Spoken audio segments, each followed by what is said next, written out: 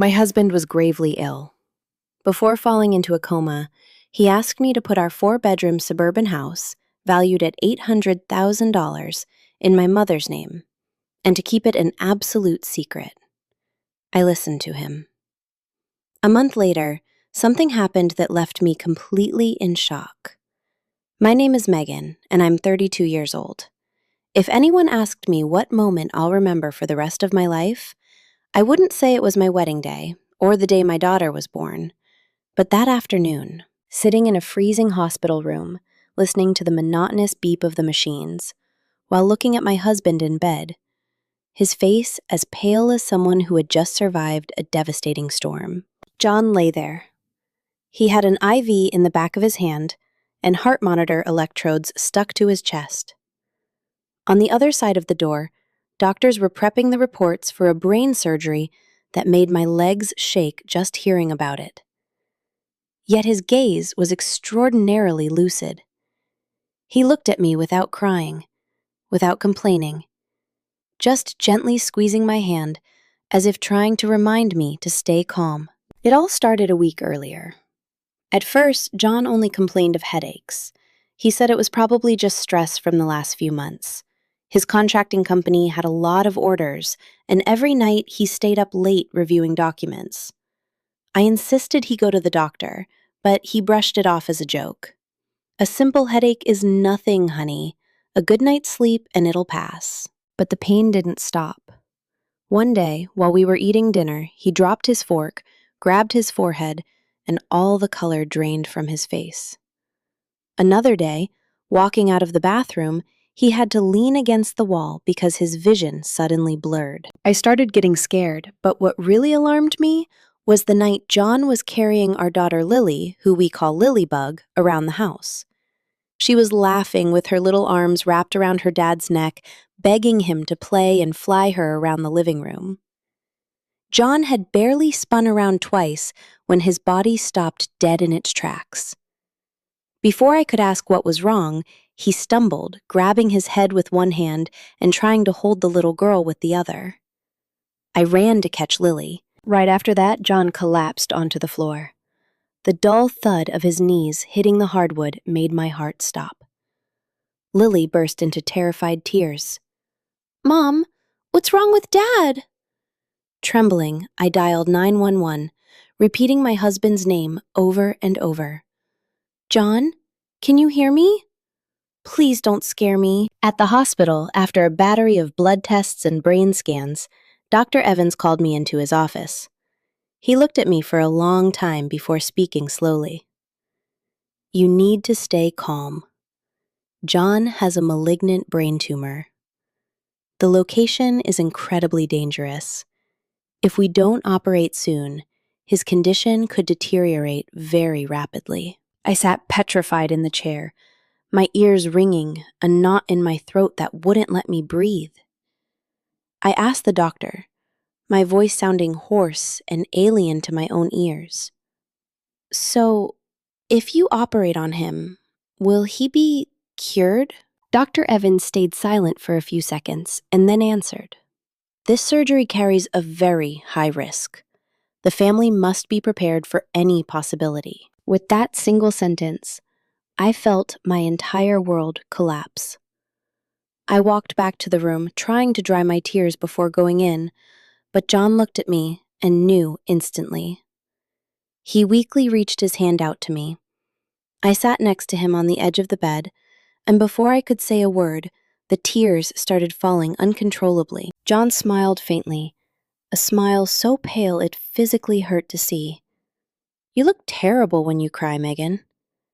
I squeezed his hand, choking back the emotions. "Stop talking nonsense. You're going to be fine. The doctor is top tier, and besides, we have Lily." John looked out the window, where the dim afternoon light fell over the sterile white floor, and whispered, "I'm not afraid of dying. I'm only afraid that if I don't wake up, they will corner you and the little girl." I froze. He didn't say who they were, but I understood perfectly. The $800,000 colonial house we lived in was our biggest asset. It hadn't fallen from the sky. Part of it was the savings we had scraped together through years of hard work. Another part was the down payment my parents had gifted us. The rest was a hefty mortgage we religiously paid together every single month. To me, it was our home. But in the eyes of certain people, it was a very juicy piece of loot. My mother-in-law, Margaret, had never truly loved Lily. She didn't hit her or yell at her in front of strangers, but her words often pricked like needles. Once, during a Sunday barbecue, Lily told her grandmother that when she grew up, she wanted to be a doctor to take care of her parents. Margaret just twisted her face. Daughters get married and leave. This house will ultimately have to rely on a male grandson. John slammed his fork down on the table, his face dead serious. But just to keep the peace, he only said, "Mom, don't say things like that in front of the kid." Lying in that hospital bed, John had probably thought it all through. He pulled my hand to bring me closer. His voice was weak, but every word was crystal clear. "If something happens to me, my mother won't leave you alone. They'll say the house belongs to her son. They'll claim it needs to stay in the family and pressure you to hand over the deed. If you cave, you'll lose everything." I shook my head, tears dripping onto the back of his hand. "Don't talk like you're not coming back." John looked at me with the mix of tenderness and absolute gravity. "Listen to me. You have to put the house in your mother's name. Susan truly loves Lily. She'll keep it safe for our daughter. She wouldn't betray you." I stared at him, stunned. Putting the house in my mother's name right before the operation sounded as sudden as it was overwhelming. But John's gaze didn't waver. He had thought this through. He wasn't just protecting an asset for me. He was securing our daughter's future. John squeezed my hand one last time. Outside, a nurse was getting ready to take him for more pre-op tests. He looked me dead in the eyes. His voice was fading, but every syllable pierced right through my heart. "Megan, listen to me. Do it today. And for the love of God, do not tell anyone in my family." I looked at John for a long time, my mind an absolute mess. That house wasn't just a property, let alone a number on a piece of paper. It was the place where we had picked out every tile together, the paint color for the master bedroom, the curtains for Lily's room. The first night we moved in, John spun our daughter around the empty living room and laughed. "From now on, this is our little nest." And now, he was asking me to secretly put that nest in my mother's name. Seeing my silence, John squeezed my hand again. His strength was fading, but his mind stayed sharp. He spoke slowly. "Megan, I know what you're thinking. It's not that I want to turn you against my family. It's to protect our daughter from their greed." I lowered my head, tears falling onto the white sheets. The calmer he was, the more it hurt. The man about to go into a life or death brain surgery was worrying about securing the future of his wife and daughter. Just thinking about it made me feel like I was suffocating. Actually, John wasn't wrong. I had already caught my mother-in-law snooping through our house papers plenty of times. Margaret never asked rudely, but she always knew how to drop uncomfortable hints. Once, while visiting us, she stood in front of the filing cabinet in our home office, pretending to dust, and asked, "Where do you guys keep the deed to the house? Whose name is it in? How much do you have left on the mortgage?" I just smiled to brush it off, saying John handles all the paperwork. Hearing that, she let out a sneer of contempt. "The assets a son earns, his family needs to know about. Too many papers in the hands of a woman only bring trouble." Another time during a Thanksgiving dinner at my in-laws' house, Margaret dropped a passive-aggressive hint in front of all the relatives. Daughters-in-law these days are too smart. If the husband's family isn't careful, they lose everything. A son's assets should be managed by his parents. It's the right thing to do. At that moment, John dropped his silverware and glared at his mother. Mom, we take care of our own house. Don't use the right thing as an excuse to talk about my finances. Margaret shut up, but from that day on, the way she looked at me was ice cold. I took out my phone and called my mother. Hearing her voice, I could barely hold it together. I told her about John's illness, what the doctor had said, and, with a broken voice, I passed along John's request. There was a long silence on the other end. I heard my mother's shaky breathing and the sound of a chair scraping against the floor. My mother loved John like a son. The news of the tumor was enough to leave her in shock, let alone such a serious request. A moment later, my mother spoke, her voice cracked but firm. If I put the house in my name, it's not to take it from you. It's to secure your future. John, being in his right mind, has asked you to do this. It's because he knows his family better than anyone. I burst into tears. My mother continued. We have to do it perfectly, by the book, word for word, so that later no one can sue you or accuse you of anything.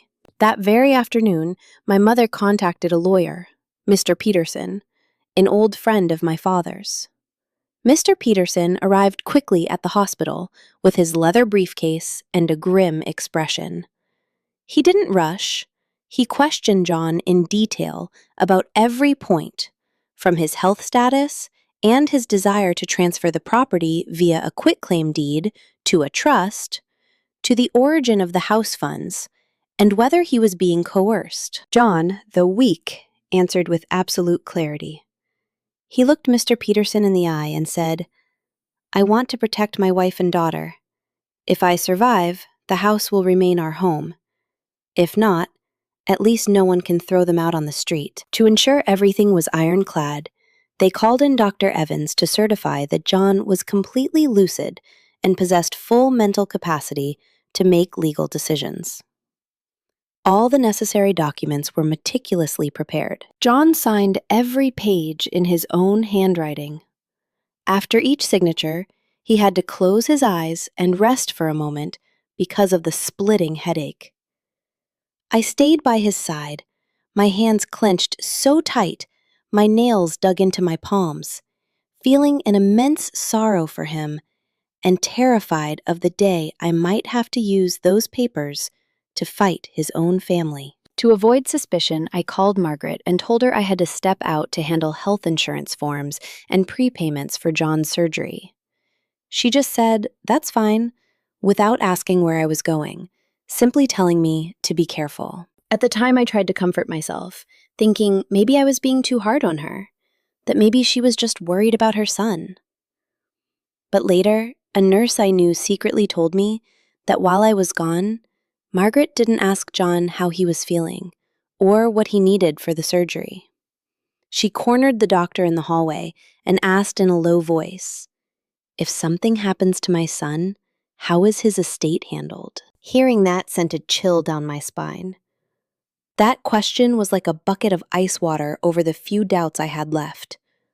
Her son was in a bed, about to face a life or death brain surgery, and her first concern was his estate? I didn't feel guilty anymore. I only felt a bottomless sadness for John. It turns out he wasn't being paranoid. He just knew the family he was born into way too well. Near dusk, all the crucial paperwork was finally completed. My mother, Susan, officially became the trustee and legal owner of the $800,000 house. She held the thick manila envelope her eyes read and told me, I'm holding on to this for you, for my granddaughter, and to honor John's will. As long as I live, no one will touch the roof over your heads. I nodded, unable to speak. That night, I went back to the hospital. I hid a copy of the documents in a brown folder and locked it in the small cabinet in the private room.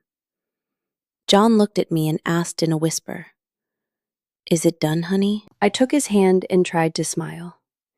Yes, it's done. Go into surgery with peace of mind. Our home, our daughter. I'll protect them. John sighed softly, as if he had just dropped a massive weight. But seeing him close his eyes to rest under the pale hospital lights, I felt a mix of relief and agony. Relief because my daughter and I had a way out. Agony because I understood that from that moment on, I wasn't just preparing for my husband's surgery, but also for a long war against the people who shared his blood. The morning they took John into the OR, the sky was strangely gray. From the 12th floor window, the whole city seemed covered in a heavy, cold fog. I wore a thin cardigan I had hastily stuffed into my bag the night before, sitting on a long bench across from the surgical wing, squeezing my wedding ring so hard it left a mark on my palm. I don't know how long I stared at those operating room doors. I only know that every time the red light above them blinked, my heart shrank as if someone were violently pulling at it. My mother had taken Lily home early. The little girl didn't want to leave. She clung to my neck, asking, "Mom, is it going to hurt Dad in there? Will he come home tonight to read me a story?" I bit my lip until I tasted blood. I crouched down to stroke her hair and lied with the calmest voice I could muster.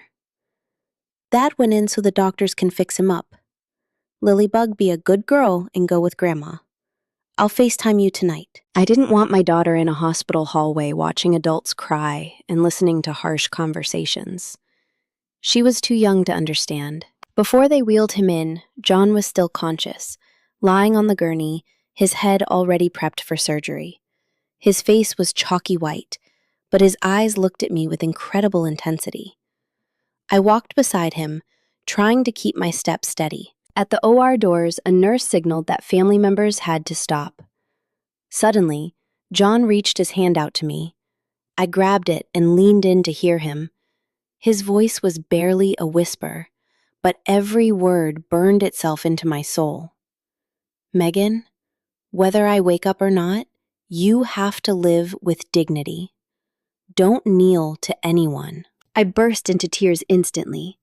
I wanted to scold him, tell him not to jinx it, but the knot in my throat only let me nod over and over. As my tears fell onto his knuckles, John looked at me one last time. His lips moved as if he wanted to smile, and then the heavy doors closed in front of me. The surgery lasted over 9 hours. 9 hours that felt like 9 years. I sat down, stood up, paced back and forth, and sat down again, never taking my eyes off the surgical status board. My mother called for updates, but I could only manage a few words before hanging up, terrified I'd start sobbing. Margaret, my mother-in-law, was there too. She wore a black dress, her hair haphazardly pulled back, pacing endlessly in front of the doors, muttering prayers. But what shattered my spirit was that between her wails, her concern for her son was mixed with things that were sickening to hear. At one point, she started moaning in front of the extended family. "Oh, Lord, if something happens to John, who's going to run the business and manage the house? If he ends up a vegetable, what will become of this family?" I was a few steps away, listening with ice in my veins. Her son was dancing on the edge of the abyss, and yet, in her crying, I clearly heard the words house and business. Henry, my father-in-law, wasn't crying. He was in the stairwell, smoking one cigarette after another. The smell of tobacco clung to his clothes. Every now and then he'd call Tyler, John's younger brother. I caught a fragment as I walked by. "You go back first. Tonight, the whole family needs to sit down and talk. This isn't simple." He spoke in a low, urgent tone. I stopped for a second, then walked away in silence. I didn't have the strength to overthink it at that moment, but a deep unease settled into my bones. Near dusk, the OR light finally turned off. Dr. Evans came out with his surgical mask pulled down, visibly exhausted. I ran toward him, almost tripping over my own feet. Margaret lunged forward too, grabbing the doctor's sleeve and firing off a barrage of questions. Dr. Evans looked at us with a grave expression. We managed to remove most of the tumor. The surgery passed the most critical phase. However, due to the complexity of the tumor's location, the brain has suffered trauma, and there's post-operative swelling. Right now, John is in a deep coma. We cannot predict when he will wake up. Hearing the word coma, I felt my legs give out. I had to lean against the wall to keep from collapsing. John was alive, but he hadn't woken up. The tiny spark of hope was immediately swallowed by a dense fog. I asked the doctor, my voice trembling. So, can he hear us? Does he know we're by his side? The doctor looked at me with a bit more softness. There are cases where patients react to familiar sounds. Keep talking to him. Don't lose hope. I had barely started to process it when Margaret suddenly spun around to face me. Her face was drenched in tears, but her eyes were as sharp as daggers. She pointed her finger at me, and with a broken voice full of venom, she spat. This is all your fault. If you knew how to take care of a husband, if you had told him to rest, he wouldn't be here. Ever since he married you, he's worked like a dog. Are you happy now? I was left speechless. She wasn't the only one suffering. I was his wife, the one who had just heard her husband might never wake up. And yet she found a way to blame me for a brain tumor. During the first few days after the surgery, I practically lived at the hospital. John was moved to the intensive care unit. Family could only go in during restricted hours and under strict rules. Every time I went in, I scrubbed my hands raw and approached his bed in silence. I'd wipe his hands with a warm towel. I'd adjust his blanket and read him passages from his favorite books. One day, I played the song we listened to on our first date and whispered, "Do you hear it, John? I'm still here. Lily is waiting for you too." At first, my in-laws took turns visiting him. Margaret cried whenever there was an audience.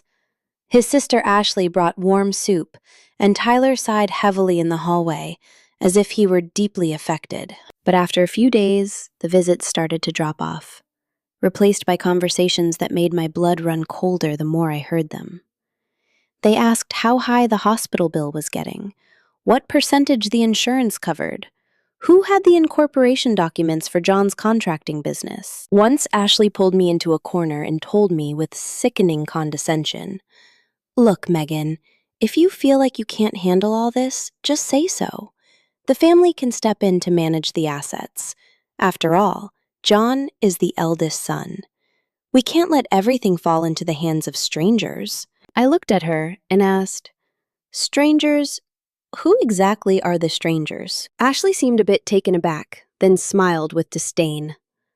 "I'm saying this for your own good. Don't be so sensitive.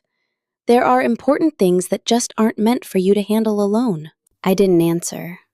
I turned around and looked through the small glass window of the ICU doors where John lay motionless amidst the rhythmic hum of the ventilators. At that moment, I understood perfectly. As long as John was conscious, they hadn't dared show their true faces. But the second he went down, the second he couldn't say a single word to protect his wife and daughter, those greedy hands started reaching out. The house, the business, the medical funds, the right to make decisions about his care, everything, in their eyes, was an excuse to pick us down to the bone. Standing alone in the freezing hospital hallway, I realized for the first time that John's surgery was over. But my war had just begun. Exactly 1 week after the surgery, while John was still in the ICU, Margaret called my cell. Her voice was no longer that of a weeping mother. It was dry and authoritative. "Come to the house this afternoon for a minute. The whole family needs to talk about John's long-term care." I was sitting outside the ICU with a Tupperware of soup I hadn't even touched. Hearing her mention his long-term care, and despite my exhaustion, I accepted immediately. Naively, I thought that if they genuinely wanted to organize visiting shifts, chip in for expenses, or help me take care of him, maybe there was some humanity left in them. But the second I walked into my in-laws' living room, I knew I was dead wrong. Henry was sitting in his recliner, looking as severe as a judge presiding over a courtroom. To his right was Margaret, eyes red but her gaze stone cold. To his left were Ashley Tyler and several distant uncles and cousins I barely saw once a year. No one asked how John was doing, or if the neurologist had any updates. Everyone stared at me like I was on trial. On the mahogany coffee table, there was a stack of neatly stapled legal documents and a black pen. As soon as I sat down, Margaret pushed the folder toward me. She spoke very slowly. "Read it. We've discussed it as a family. From now on, you have to hand over the deed and control of your house to his father. John is lying there in a coma. God knows when he'll wake up. We can't leave such a massive asset in the hands of a young woman." I looked down at the papers and felt a knot form in my throat. It was a power of attorney and a property management agreement stating that I was voluntarily surrendering control of the house deed to Henry, allowing him to manage it on John's behalf, and legally binding me not to sell, rent, mortgage, or transfer the property without the paternal family's consent. Every line was like a razor blade slicing in front of my eyes. John was still alive. He was still breathing, thanks to the machines, and they were already sitting there drafting legal documents to carve up our home. Margaret adjusted the scarf around her neck and said, with a sickeningly self-righteous tone, "John is a son of this family. If he's sick, his assets should be protected by his parents. You are his wife, and we appreciate you taking care of him, but money is a serious matter. We can't let emotions get in the way." I looked at her, fighting to keep my voice steady.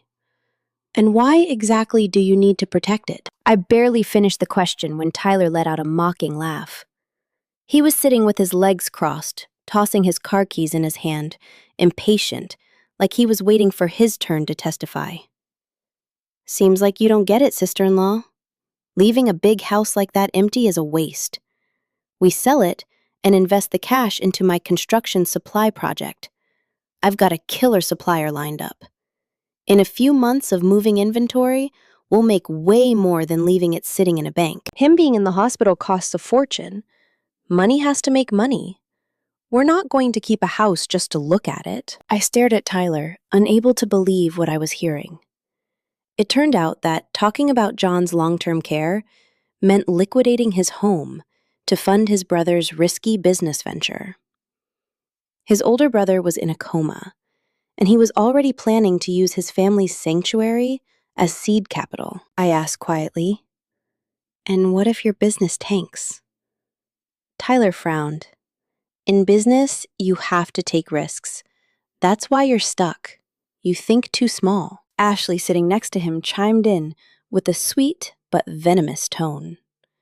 "Megan, honestly, you're a woman and you only have little Lily. Managing a huge estate makes you a target for scammers.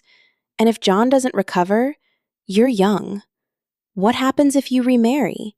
Then the family's wealth falls into the hands of a stranger." A great uncle nodded in approval and added, "It's true. You never know with young widows. You have to think about the bloodline first." Hearing that, my hands resting on my knees went ice cold. They didn't see me as John's wife. They didn't even see Lily as their own blood just because she was a girl. In their eyes, we were just two temporary tenants in that house, waiting for John to wither away so they could throw us out on the street. I looked at every face in that room and wondered how much it would destroy John to hear those words if he were fully conscious. Seeing my silence, Margaret thought I was caving. She picked up the pen, placed it on top of the documents, and pushed them closer to me. "Sign. If you sign, this family will still consider you a daughter-in-law. We won't treat you or your daughter badly, but you have to be reasonable. A woman living in her husband's house, the most important thing is that she knows how to obey." I looked down at the pen, feeling a toxic mix of rage and absolute coldness. On the outside, I tried to look conflicted. I slipped my hand into my cardigan pocket, discreetly activated the voice recorder on my iPhone, and then looked up. I spoke softly. This is a very important decision. I need time to think about it. John is still in the hospital. I can't decide this alone right now." Henry slammed his fist on the table. "Who else are you going to ask? Your husband is a vegetable. Do you think he can answer you? We're here to help you, and you're playing hard to get." Tyler leaned forward, his tone growing increasingly threatening. "Don't think that just because your name is on some papers, you've won. If my brother wakes up, he'll have to do what my parents say too. And if he doesn't wake up—" He left the sentence hanging, but his eyes said it all. A shiver ran down my spine, but I clenched my jaw and stayed quiet. Suddenly, Margaret jumped to her feet. The fake politeness vanished. She pointed a finger inches from my face, her shrill voice echoing off the dining room walls. "Don't think that just because John was crazy about you, the house is yours. He's not dead yet, but this family has to plan ahead. If you're smart, you'll sign. Don't force us to go down to that hospital and drag you out of there by your hair." I looked at her, my heart aching, but my mind strangely clear. The recorder was still running in my pocket. Every threat had been captured. I stood up, grabbed my bag, and gave a slight nod. If today we could only talk about real estate, and no one bothered to ask if John is okay, then I'm going back to the hospital. My husband is waiting for me. No one walked me to the door. Behind me, Margaret's voice kept echoing, dripping with contempt. "We'll see how long you last." I stepped out onto the street. It was already dark, and the biting wind hit my face. But inside, I wasn't shaking anymore. I knew that from that moment on, the masks had dropped, and I had absolutely no reason to hold back. 3 days after that horrific family meeting, I was still at the hospital.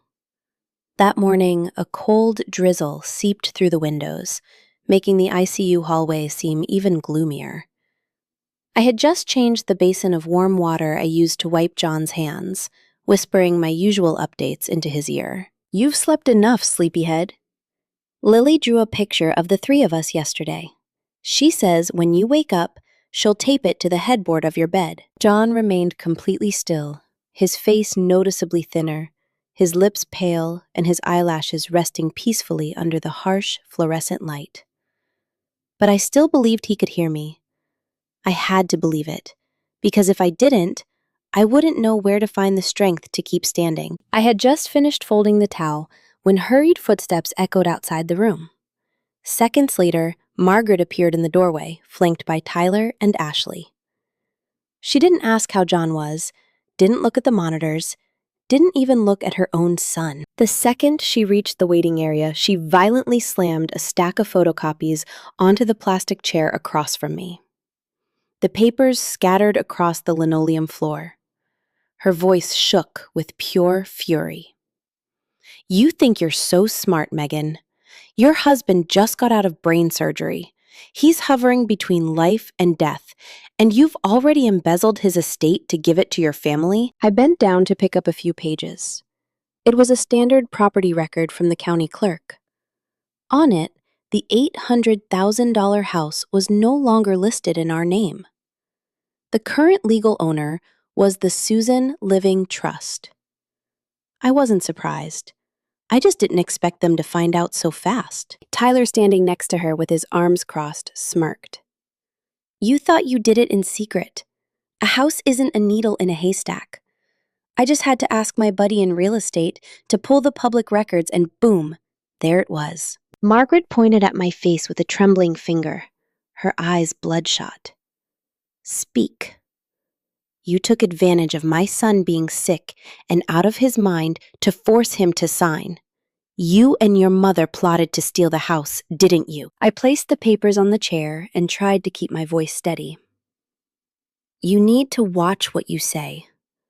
Every legal step was taken when John was fully conscious, with a lawyer present and a doctor who certified his cognitive state. There was no coercion." Margaret let out a shrill laugh that made my hair stand on end. "Conscious. He had a brain tumor, and they were about to crack his head open. And you say he was conscious. Do you think we're idiots? I'm going to sue you and your mother into the ground. I won't let my family's wealth fall into the hands of a gold digger. Tyler backed her up immediately. That's right, Mom. Sue her. Let's see if she keeps up this charade in front of a judge. The yelling made families in nearby rooms poke their heads out. A few nurses lingered in the hallway. Ashley, as if she had been waiting for an audience, turned to the onlookers, pointing at me theatrically. Look at her. Have you ever seen anyone so evil? Her husband is in there in a coma, and she already put an $800,000 house in her mother's name, and now she says it was legal? Modern women are terrifying. Eyes started piercing into me. People were whispering. Some shook their heads. I clearly heard an older woman mutter, "If that's true, how disgusting." That comment cut me deep. I, the woman who had spent countless sleepless nights by his bed, who had fought for every single one of his breaths, who had followed his conscious dying wish to the letter, with a few inflammatory words, I had been painted as a greedy monster in front of strangers. I stopped arguing. I pulled out my phone and opened a video saved in an encrypted folder. It was the recording John had made himself right before the surgery, following Mr. Peterson's advice. He was weak, but his voice was firm. I turned the volume all the way up. John's face appeared on the screen, pale, but dead serious. My name is John, and I am in full possession of my mental faculties. As I record this, I give my full and voluntary consent to transfer the deed to our house to my mother-in-law Susan to hold in trust for my wife and daughter. This decision has not been forced on me by anyone. If anything happens to me, I don't want Megan and Lily to be bullied by anyone claiming to act on behalf of my family into handing over the house. The hallway fell dead silent. The whispers evaporated instantly. Ashley opened her mouth, but no words came out. Margaret stared at the screen expressionless as the color drained from her face second by second. I locked the phone and looked at her. You heard him. Those are your son's words, not mine. Tyler clenched his jaw. His face turned red with embarrassment and rage. He doubled down. My brother's brain was sick. A video doesn't mean anything. Who knows what drugs they had him on? Right at that moment, Dr. Evans came walking down the hall, likely alerted by the commotion. He took in the scene and spoke with absolute authority. I am Mr. John's lead neurosurgeon. Prior to his operation, the patient was completely conscious, oriented, and flawlessly passed all cognitive evaluations. If necessary, the hospital administration has the signed affidavit to prove it. This time, Tyler shut his mouth. Ashley looked at the floor, and Margaret stood paralyzed, as if she had been slapped in public. But the humiliation didn't stop her. It only made her more unhinged. She lunged toward the ICU room, shoving me aside, and leaned over John, who lay completely motionless. Her voice was a rabid hiss. Wake up, John. Wake up and see how your wife is betraying your family. You raised a viper. I stepped forward to pull her away, but in that precise millisecond, under the white hospital blanket, John's fingers twitched. It was a movement so subtle that if I hadn't been watching him with every ounce of hope I had left, I probably would have missed it. I froze, my heart hammering against my ribs. No one else saw it. Margaret was still panting with rage. Tyler was glaring at me with pure hatred. I leaned closer to John, lips trembling, not daring to call out to him. Only one thought echoed in my mind. He heard it.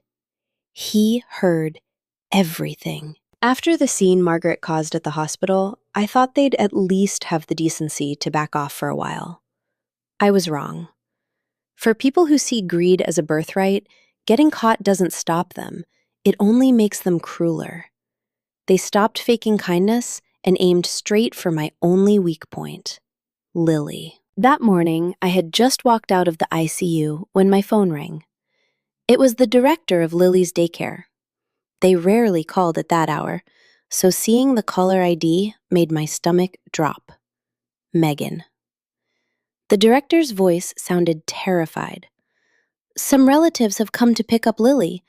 They say they're her aunt and grandmother, but Lily is crying hysterically and refuses to go with them. Did you authorize any changes to the pickup list? It felt like a bucket of ice water had been dumped over me. I shot to my feet, my voice shaking. No, absolutely no one except my mother or me can pick her up. Keep her inside. I'll call the police if I have to. I'm on my way. As I ran toward the elevator, I called my mother. She was at the grocery store. The second she heard, she dropped her basket and drove straight to the daycare. I sped out of the hospital, my hands white-knuckling the steering wheel. In my head, I could only hear my daughter's cries, wondering what kind of sick game they were playing. When I got to the daycare, a crowd of parents had already gathered. Right by the front door, Ashley was pulling Lily's arm toward a black SUV idling by the curb. My daughter's face was red from screaming, and she was clinging to the metal fence with both her little hands, sobbing hysterically. I don't want to go with Auntie. I want my mom. Mom. Hearing her voice shattered my soul. I sprinted over, shoved Ashley hard, and scooped Lily up into my arms. What the hell do you think you're doing? Who gave you the right to touch my daughter? Ashley fixed her hair and sneered, acting like I was the crazy one making a scene. The paternal family is stepping in to take care of our niece. What's wrong with that? You spend all day locked in a hospital. Who's making sure the kid eats and does her homework? Or are you just trying to drag around a comatose husband and a little girl for pity? I hugged Lily tight, feeling her little body trembling against my chest. I held back a scream of rage. As long as I'm breathing, and as long as my mother is breathing, you will never take my daughter. If you ever lay a hand on her again, I'll have you arrested for kidnapping. I barely finished speaking when Margaret's voice boomed. Call them.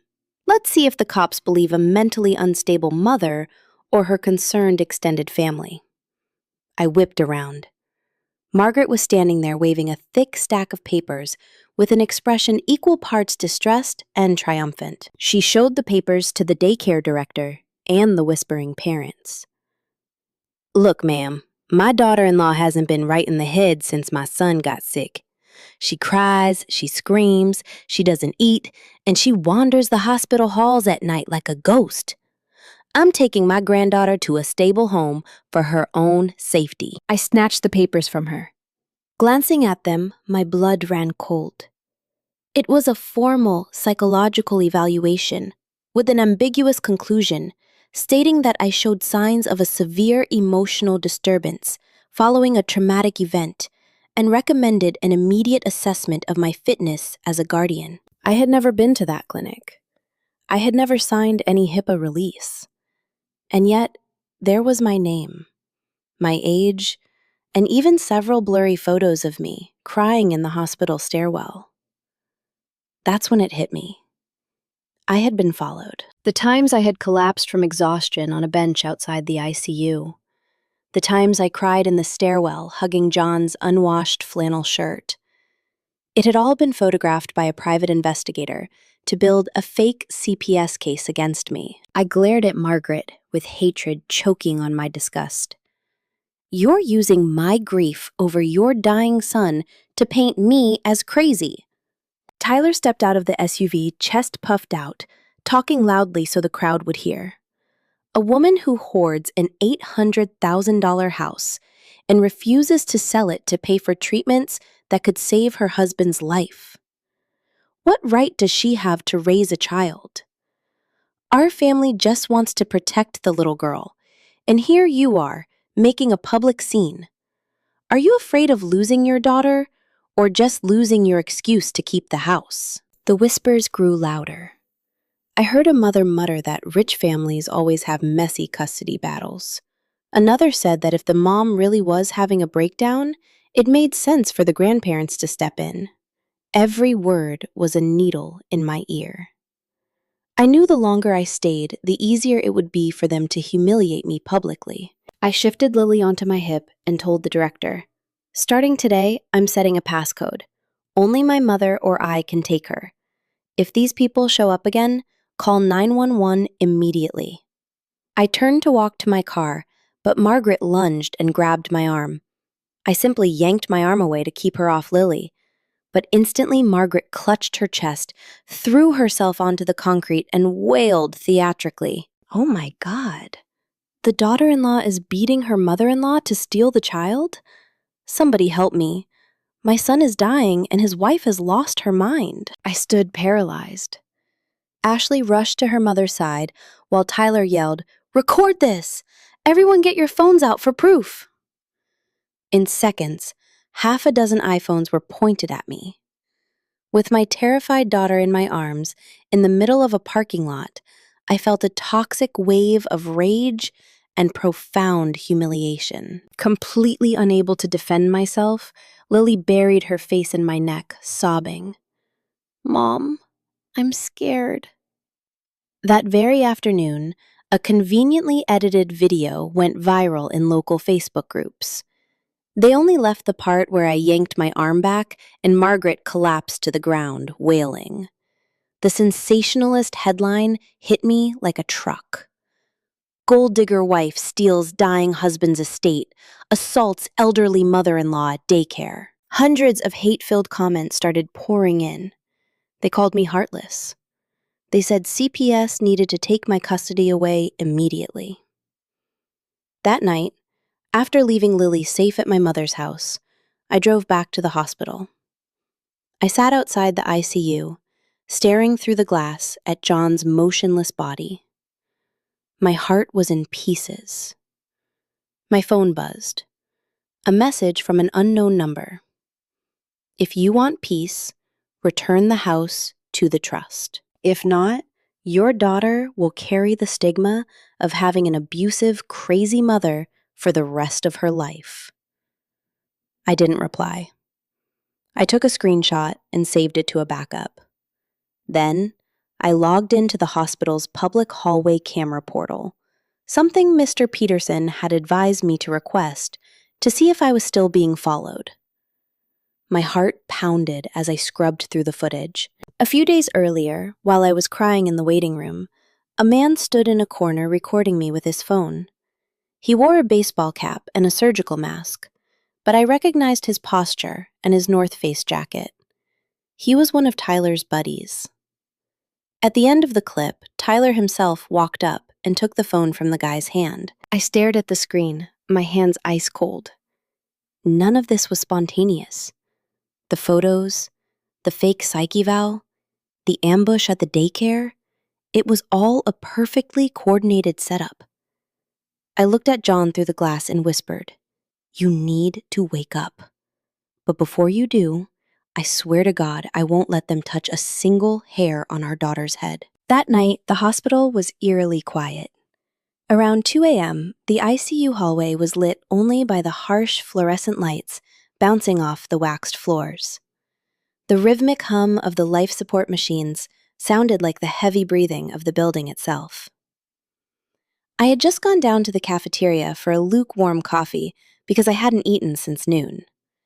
My mind was spinning with the daycare incident, the forged papers, and Tyler pulling the strings.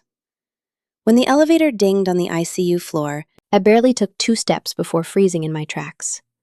The door to John's room was slightly ajar. From inside, a male figure crept out. He wore a low baseball cap and a surgical mask pulled up to his eyes, but his gait and that gray jacket gave him away instantly. It was Tyler. He saw me and flinched, but quickly regained his arrogant posture. A second later, I marched up to him, my voice dropping to a low, lethal whisper. "What the hell are you doing in your brother's room at 2 in the morning?" Tyler shrugged, pulled down his mask, and smirked. "Just visiting my big brother. Why are you so paranoid? Or is his own blood not allowed to see him anymore?" I looked him dead in the eye. His gaze wasn't that of a grieving brother. It was evasive, rushed, the look of a criminal caught red-handed. I didn't argue. I pushed past him and walked into the room. A second later, the coffee cup slipped from my hands and spilled all over the floor. The ventilator tube was partially disconnected. One of the main wires was pulled taut, and the medical tape holding the breathing tube to John's cheek was half peeled off. The respiratory monitor was flashing a strange, irregular wave. I screamed for the nurses, a scream that tore through the silent wing. The charge nurse ran in. Seeing the monitor, she went white as a ghost, quickly reconnected the tube, checked the seals, and yelled for the crash cart. I stayed pinned against the wall, legs shaking, gripping the bed rail like a lifeline. Minutes later, John's vitals stabilized. The nurse turned to me, still trembling. "Thank God you noticed in time. A few more minutes and he would have suffered massive respiratory failure." I spun around to bolt into the hallway, but Tyler was gone. The elevator doors at the end of the hall had just closed. I ran over and hammered the button, but it was too late. An Arctic chill swept through my entire body. This was no longer a real estate dispute, a custody battle, or a smear campaign. Someone had just tried to murder John, and the last person in that room was his brother. I immediately demanded the hallway security footage from the charge nurse. The night supervisor told me they couldn't review the logs until the morning shift. I didn't sleep a wink. I sat outside those glass doors all night, watching John breathe. The next morning, when I demanded the footage, the IT manager gave me an apologetic look. "I'm so sorry, ma'am, but that specific camera experienced a software glitch between 1:30 and 2:15 a.m. The data from that time frame didn't record to the server." I stared at the man, feeling a crushing weight in my chest. A glitch. What a miraculous coincidence. Right when Tyler shows up, right when the ventilator fails, the camera just happens to stop working? I didn't make a scene. I knew that without hard evidence, Tyler would just laugh in my face and file a defamation suit. But from that moment on, a terrifying truth settled into my bones. John wasn't safe. Not even in a hospital. Later that afternoon, as I was pacing the stairwell on the phone with Mr. Peterson, an elderly janitor emptying the trash cans stopped, looked around nervously, and motioned for me to come down a few steps. In a low voice, he said, "You're the wife of the patient in room 1208, right?" I nodded.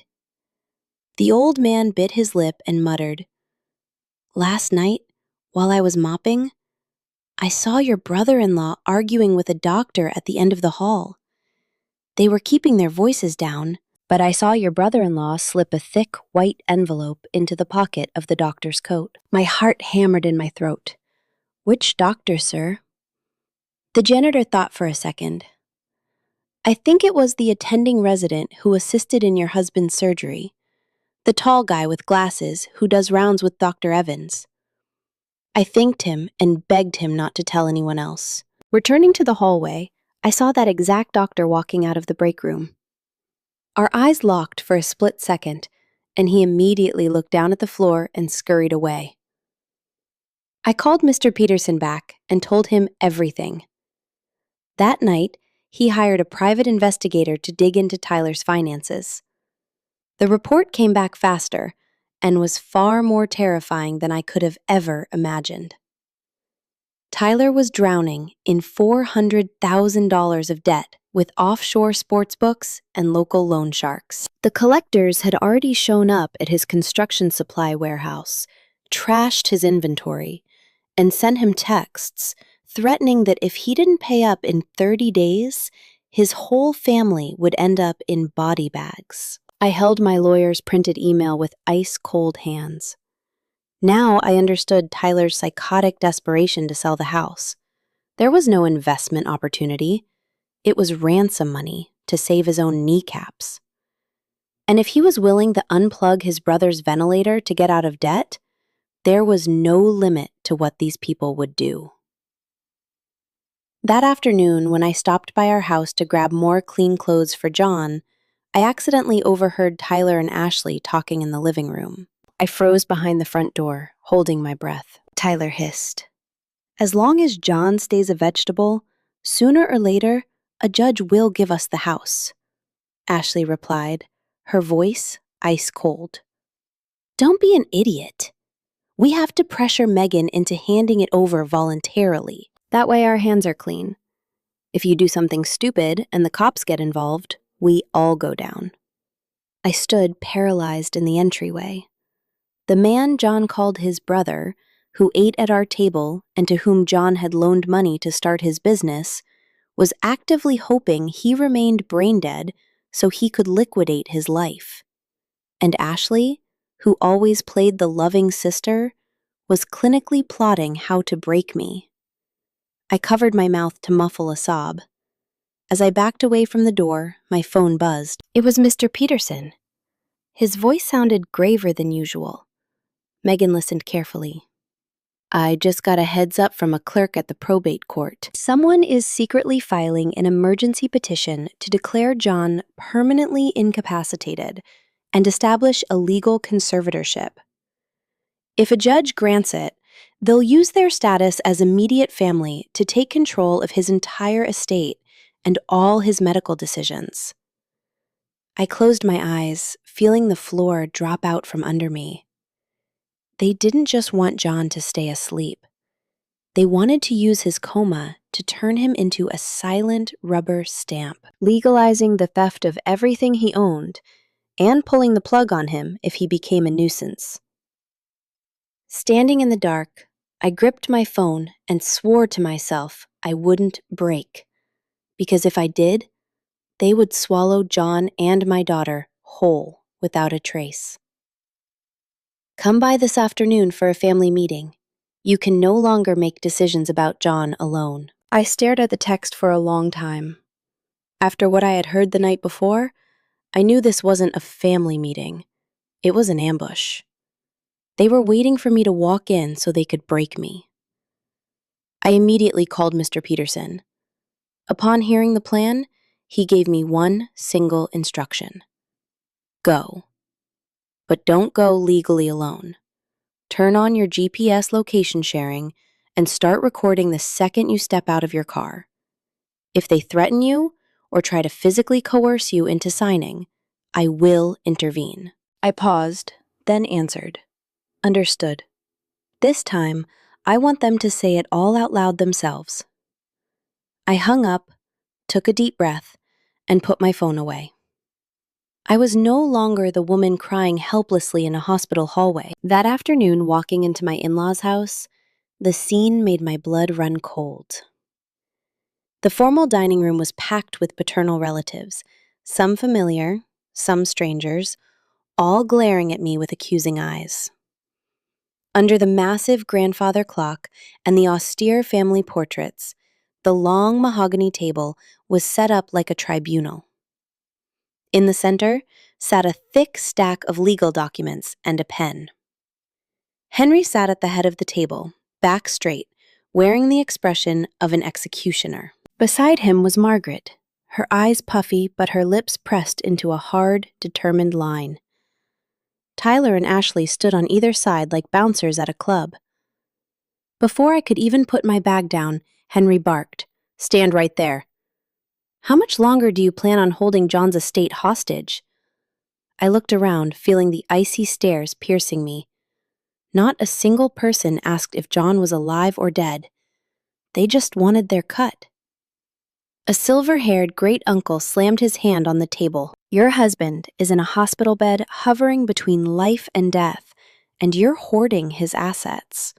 It's immoral. A greedy woman is worthless." An aunt pointed her finger at me.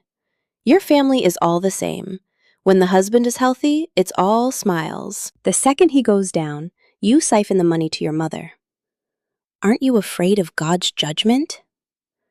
I stood completely still, taking it all in. Days ago, I would have trembled. I would have cried.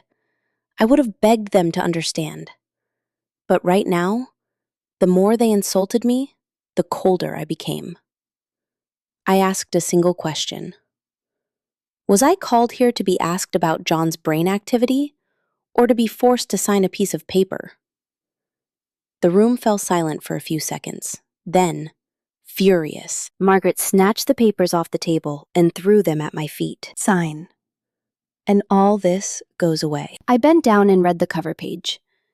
Irrevocable power of attorney and transfer of fiduciary rights. The content was so brazen, it made me want to laugh. It demanded that I acknowledge the $800,000 house as a paternal family asset and grant Henry absolute authority to manage, sell, or use the property as collateral while John was incapacitated. In short, they wanted me to sign a blank check so they could steal my home. I looked up and asked slowly, "And if I don't sign?" Tyler, leaning against the liquor cabinet, let out a chuckle. He pulled a stack of glossy photographs from his pocket and tossed them onto the table. They scattered in front of me. One was of Lily walking out of daycare with her little water bottle. Another was of my mother picking out vegetables at the grocery store. A third was of me, asleep in a hospital chair, jacket slipping off my shoulders, looking completely defeated. The blood froze in my veins. Tyler walked over, leaned in, and whispered in a low, venomous voice, "If I can have you followed, anyone can get to you. If you keep resisting, one day, you'll walk out to your car and you won't know who's standing behind you." I looked at Margaret. I waited for her to stop her son, to say a single word of reprimand. Nothing. She sat there, face stone cold, and said, "A woman needs to learn how to be afraid so she knows how to obey." That sentence extinguished the last spark of empathy I had left for this family. I pulled my iPhone out of my pocket, turned the volume all the way up, and hit play. The voices of Tyler, Ashley, and Margaret from my hidden recordings over the past few days echoed with absolute clarity through the dining room.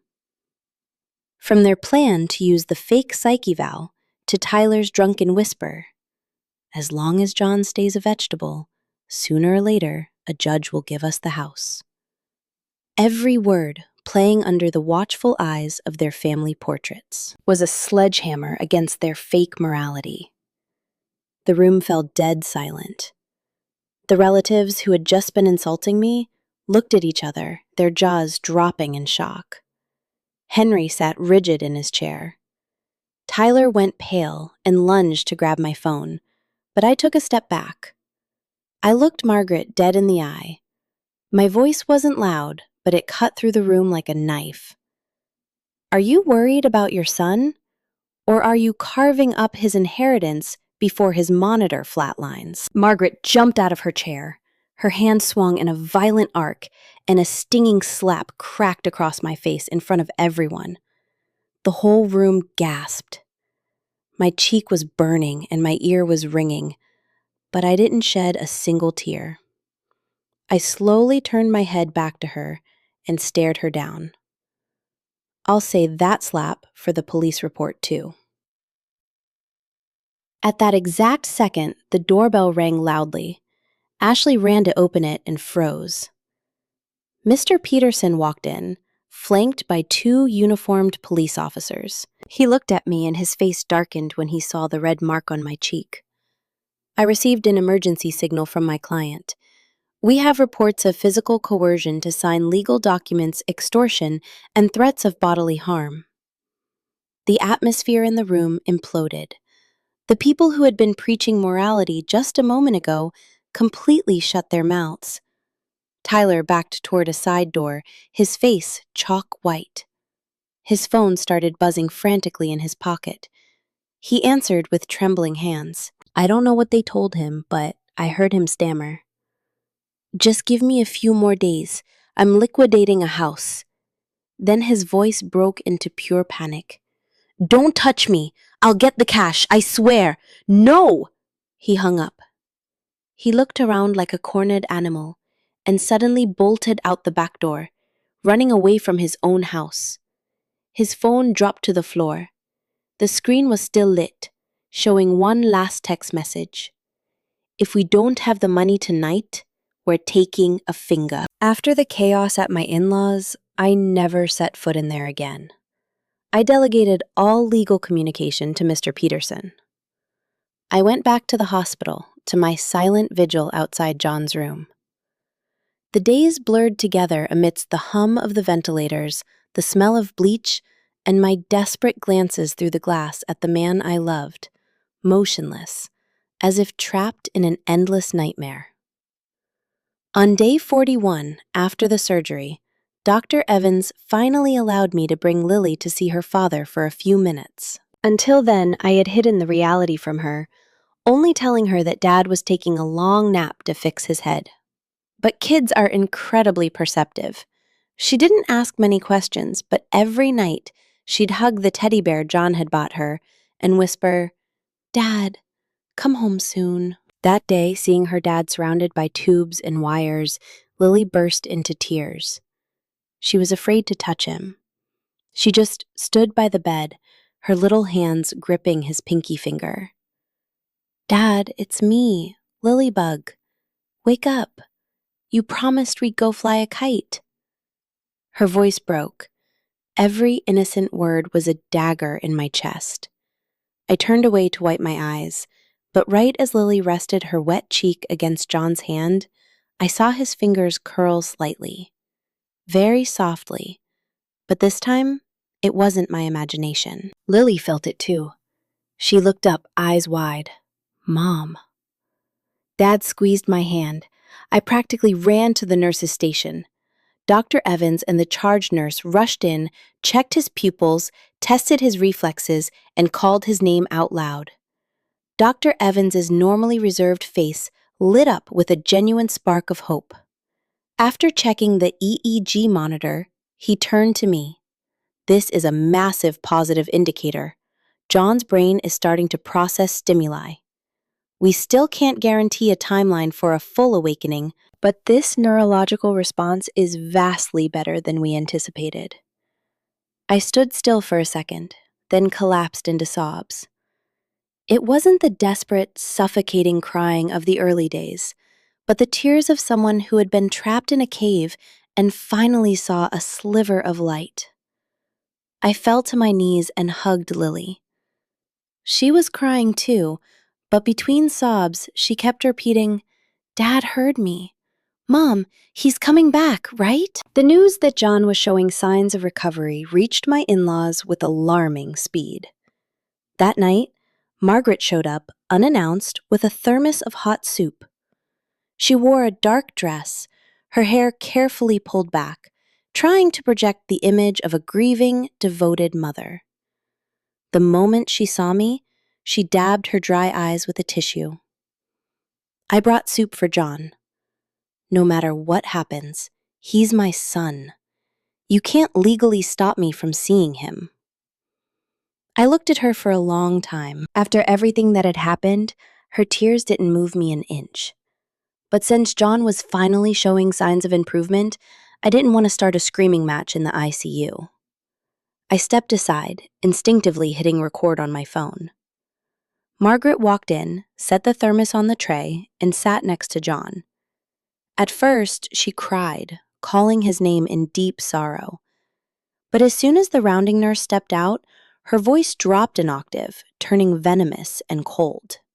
"If you wake up, remember to get that house back for your mother. Don't let your wife manipulate you again. The family's wealth can't be left in the hands of a little girl and her grandmother." From the doorway, I heard every word, and my hands went ice cold. Her son was lying there, showing the first fragile signs of life, and the very first thing she demanded from him was real estate. I didn't interrupt her. I wanted it all on tape. I wanted John, if he truly woke up, to know exactly what had been whispered by his hospital bed. While Margaret played the suffering martyr, Tyler was nowhere to be seen. But around 9 p.m., when I went down to the parking garage to grab a bag of clean clothes from my trunk, he suddenly stepped out from behind a concrete pillar. He looked terrifying. Sunken cheeks, a week's worth of scruff, and eyes completely bloodshot. As soon as he saw me, he ran toward me, all his old arrogance gone, and dropped to his knees on the dirty concrete.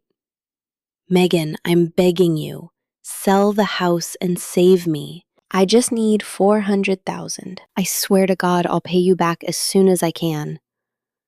I took a step back, looking at the man who had harassed me and threatened my daughter, now crawling at my feet. But I didn't feel a shred of pity, only fear. A cornered animal is capable of anything. I spoke with absolute clarity. "The house is not in my name, and even if it were, I wouldn't sell the roof over my daughter's head to pay off the debts you racked up with sportsbooks and loan sharks." Tyler's head snapped up. The pleading vanished from his eyes, instantly replaced by his usual malice. He stood up, dusted off his knees, and flashed a twisted smile. "You think when John wakes up he's going to believe you? I just have to tell him that you conspired with the lawyer and the doctors to forge his signature while he was out of his mind." He pulled out his phone and shoved a video in my face. It was security footage from the hospital room on the day we signed the trust papers, but it was heavily doctored. They had muted John explaining his reasons and edited out the doctor checking his vitals, leaving only the image of me standing over a sick man with a pen and a stack of legal documents, making it look like I was forcing him to sign his life away. Tyler shoved the screen closer, laughing with a raspy voice. "When I leak this to Facebook and the local news, you'll be the psycho wife who waited for her husband to go brain dead to steal his money. Let's see who the judge believes then." I gripped my bag, forcing my face to remain completely expressionless. "Post it if you want. I have the unedited original backed by a notary and a neurosurgeon." Tyler ground his teeth and stepped right into my personal space. "Your original won't go viral as fast as my trash." He spun around and walked away, leaving me alone in the freezing parking garage. That's when I realized he was completely beyond reason. Someone that desperate wouldn't stop at just posting a fake video. That night, around 11 p.m., as I was walking back to the ICU wing, all the lights in the hallway flickered. The harsh fluorescent bulbs buzzed, blinked rapidly, and then shut off completely. The entire floor was plunged into pitch darkness for a few terrifying seconds. Instantly, the emergency generators kicked in, but at the exact same time, the alarms in John's room started blaring a deafening code on his monitor. His heart rate was spiking chaotically. Doctors and nurses sprinted down the hall with crash carts. I stood frozen in the doorway, gripping the glass, screaming John's name over and over. In the midst of the chaos, I saw a figure dressed in black slip through the emergency stairwell doors at the end of the hall. I wanted to chase them, but the doctor yelling for a defibrillator rooted me to the spot. My husband was crashing. I couldn't leave him. 15 agonizing minutes later, John's vitals stabilized. I collapsed into a plastic chair, drenched in cold sweat. Just then, a young floor nurse walked over to me. She looked around nervously and then discreetly slipped a small USB drive into my palm. Her hands were shaking. She leaned in and whispered in my ear, "Be very careful. Someone is paying very well to make sure Mr. John never wakes up." I closed my hand around the USB drive. It was small and cold, but I knew it could hold the most horrific truth of all, and the weapon I needed to destroy my enemies once and for all. I didn't dare plug the USB in at the hospital.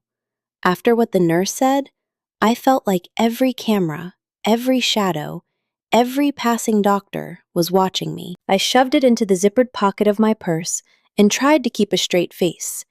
Even though my heart was pounding so hard, I thought the person next to me could hear it. I took the elevator down and went straight to my car. The parking garage was mostly empty under the sickly yellow lights.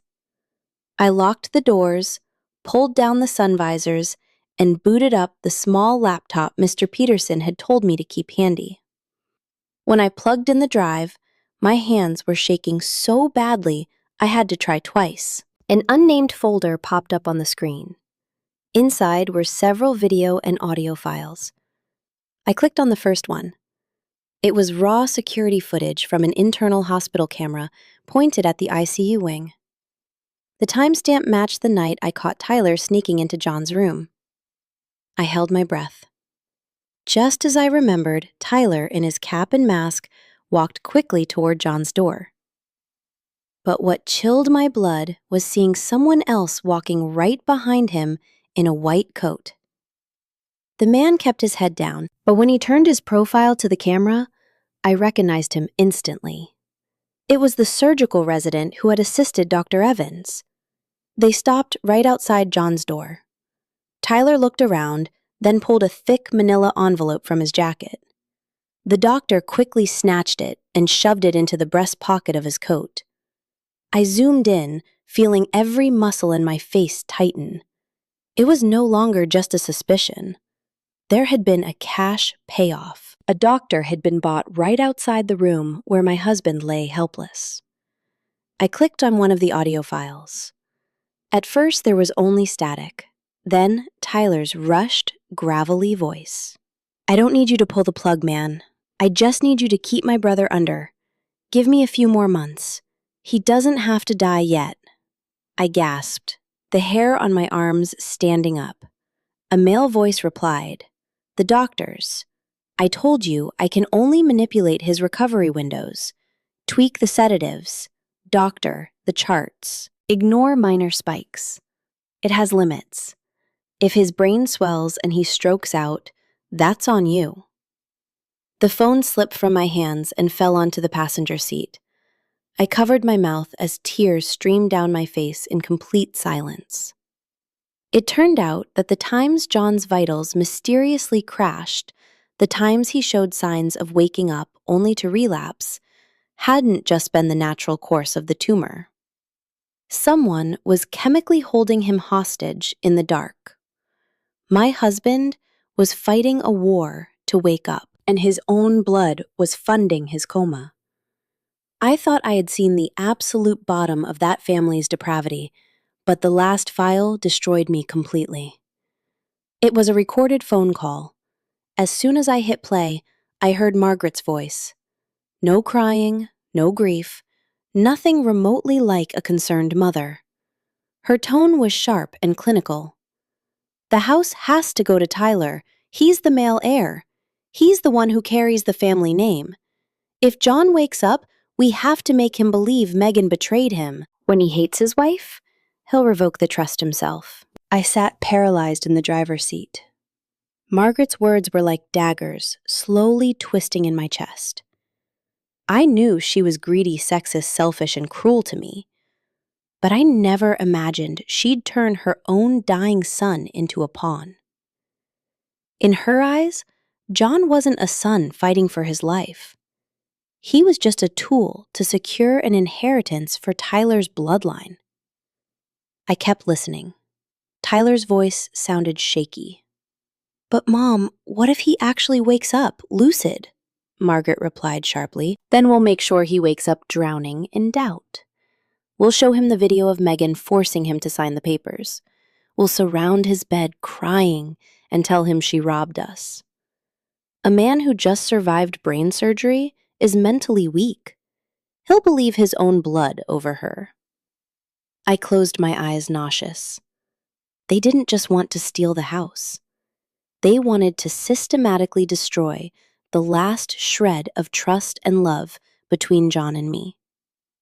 My first instinct was to dial 911. I grabbed the phone but stopped myself. I called Mr. Peterson first. He answered on the first ring, I barely managed to get 2 sentences out before my voice broke. Megan, calm down. Those files are a bombshell, but if we drop them now without a chain of custody, Tyler's defense will claim they're deepfakes, especially coming from a leaked source. To put them away for good, we need to catch them committing a clear-cut act. So, I'm supposed to just let them keep torturing him? I demanded between sobs. No, Mr. Peterson said firmly. The first priority is protecting John. I'm going to contact the hospital administrator immediately to swap out his entire medical team and put an armed guard at his door.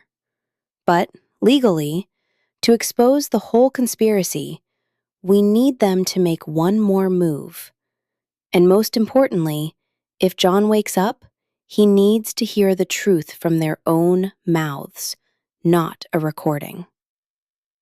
I looked through the windshield at the massive hospital building. The pain was suffocating, but the initial terror was morphing into a cold, lethal clarity. I couldn't keep crying. I had to stay sharp to protect my husband, my daughter, and preserve the evidence before they wiped the servers. I was about to ask Mr. Peterson what the next step was when another call came in. It was the main hospital line. I switched over. A terrified nurse screamed into the phone. Megan, where are you? Mr. John's condition just tanked. Get up here right now. My stomach dropped. I didn't ask questions. I hung up, shoved the USB drive into my bra, and sprinted out of the car toward the elevators. The doors opened on the ICU floor. I ran down the hall so fast my feet barely touched the linoleum. But when I reached John's room, I stopped dead in my tracks. The heavy glass door was wide open. Inside, the machines were still there. The IV tubes hung uselessly over the mattress. The white sheets were violently tangled, but the bed was empty. I gripped the doorframe, my mind blank. John was just here a few minutes ago. I turned to the charge nurse in the room, my voice shattered. Where is my husband? Who took him? The nurse was pale, shaking her head frantically. I don't know. I went to the pharmacy wing to pull his meds, and when I came back, he was gone. Right behind her, Dr. Evans ran into the room. Seeing the empty bed, all the color drained from his face. A patient in a deep coma, fresh out of neurosurgery, doesn't just get up and walk out of an ICU. We all knew that. Dr. Evans quickly checked the wall oxygen lines and turned to the staff with a severity I had never seen in him. Lock down the entire wing. Have hospital security lock all the exits right now. If they took a patient in this condition outside, it's a guaranteed death sentence. Hearing the words death sentence, my knees buckled. I had to lean against a medical cart to stay upright. I could only picture John's motionless face, his fingers curling at the sound of his daughter's voice. But in the midst of the chaos, Margaret appeared at the end of the hall. She didn't run to see if her son was okay. She marched straight toward the group of nurses, screaming at the top of her lungs. Oh my God, my daughter-in-law kidnapped her own husband. She's hiding John to steal the house. Somebody call the police. She's trying to kill my son. Her shrieks bounced off the walls. Families from other rooms stepped out to look. I watched her completely dumbfounded. In a fraction of a second, the whole puzzle clicked into place. It was a trap. They had smuggled John out and staged a theatrical performance to frame me. If I panicked, if I didn't have the USB drive, the police and public opinion would crucify me. I had just found the evidence. I knew too much. They needed a catastrophic distraction to silence me and take control of the narrative. Tyler appeared right behind Margaret, holding his phone high, live streaming everything. His eyes were red, but his voice dripped with fake anguish. Look at this, guys. My brother is fighting for his life, and my psycho sister-in-law only cares about an $800,000 house. Now my brother has vanished from the ICU. If she didn't take him, who did? He shoved the camera in my face. His manufactured grief made me want to vomit. In less than an hour, Tyler's live stream was everywhere. My phone practically vibrated off the table with death threats. They called me a monster. They said I was harvesting my comatose husband's organs. Some even threatened Lily. I couldn't read anymore. I silenced the notifications and called Mr. Peterson. My voice shook so violently I barely recognized it. Mr. Peterson, they took him. They took John and they're framing me. Mr. Peterson stayed silent for 2 seconds before barking orders. Listen to me. Do not engage with them. Priority 1 is finding John. I'm on my way to the hospital with the detective. Call your mother right now. Tell her to take Lily somewhere safe. Turn off all GPS trackers on their phones and block any unknown numbers. He knew that if they were unhinged enough to steal a comatose man, they would absolutely use my daughter as a bargaining chip. When Mr. Peterson arrived with the detective, I took them to a quiet office, handed over the USB drive, and showed them a clip from the hospital's exterior cameras that I managed to get by begging security. It showed an unmarked private ambulance idling near a secondary loading dock. Looking closer, the ambulance had arrived the exact minute the lights flickered. It bypassed the ER and went straight for the medical supply entrance. A tiny detail, but enough to establish a timeline. The detective ran the plates. 20 minutes later, we got a hit. The ambulance belonged to a bankrupt private transport company, but it had been rented under a shell corporation. Traffic cameras tracked it leaving the city limits toward an abandoned physical rehab clinic that had been shut down for Medicaid fraud 6 months prior. Hearing that I couldn't breathe, John in a coma, without a sterile environment or proper monitors, every minute he spent in a place like that was a countdown on his life. We sped out there in unmarked cars. The clinic was at the end of a dead-end street, its sign peeling and the parking lot overgrown with weeds. When the police kicked the door in, the smell of mold and old bleach hit us. In the center of a room filled with debris were used gauze pads, an empty portable oxygen tank, and a striped hospital gown I recognized instantly. It was John's. I picked it up, my hands shaking violently. It still smelled like the ICU. Before I could even sob, a detective yelled out, "On the drywall!" Written in bright red lipstick was a message. If you want your husband to keep breathing, bring the house deed. I stared at the wall, chilled to the bone. Whoever wrote it knew the house was the ultimate bait, and I knew that Tyler, cornered by loan sharks, had absolutely nothing left to lose. Just then my phone rang. Unknown caller, ID. I put it on speaker when the detective motioned for me to do so. Tyler's voice sounded raspy and frantic. Come alone to the old slaughterhouse by the river. Bring the trust documents. If I see a single cop car, your husband won't need a ventilator anymore. I forced my voice to stay steady. Tyler, you're driving your own brother to the grave. Stop. He laughed, a manic, terrified sound. Whether my brother lives or dies tonight is up to you. Don't lecture me, just bring the papers. The call dropped. The abandoned room fell silent. I looked at Mr. Peterson, then down at the hospital gown in my hands. The terror was still there, but beneath it erupted a cold, unbreakable rage. I gripped my phone and said word for word, "Tonight, I'm not just going to save my husband. I'm going to drag that whole nest of vipers out into the light." The old slaughterhouse was at the end of a gravel road by the river, miles from the nearest subdivision. That night, it was pouring rain. The water hammered my windshield, as if trying to wash the world away. Surrounded by rusted corrugated metal buildings and flickering streetlights, the desolate industrial park looked like a massive steel trap about to snap shut on me. I parked a few hundred yards away and sat in silence for a few seconds to catch my breath. Through the tiny earpiece hidden under my hair, Mr. Peterson's voice whispered, "Megan, stay calm. The GPS tracker is active. Your audio is streaming directly to the police command center. You just need to buy time. Don't provoke Tyler."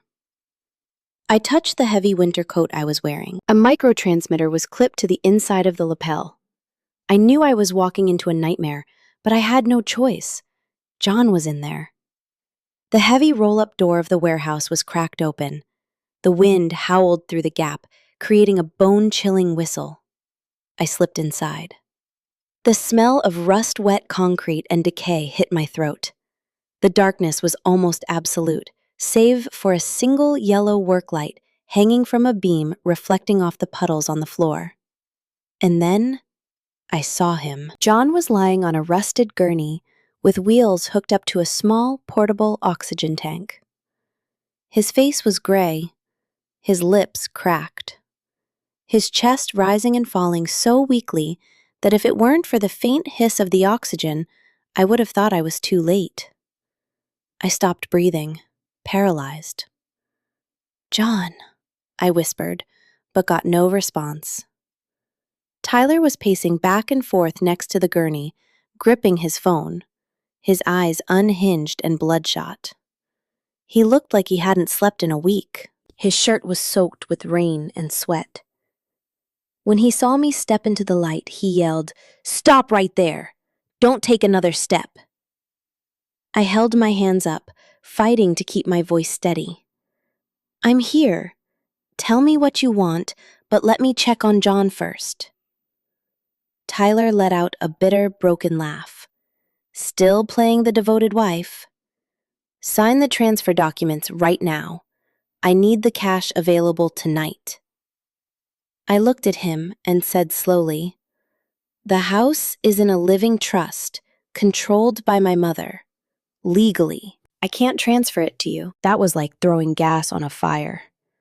Tyler lunged at me and grabbed my wrist so hard, I let out a cry of pain. He gritted his teeth, his alcohol-laced breath hitting my face. "Then call your mother. Make her come here. Don't test me, Megan.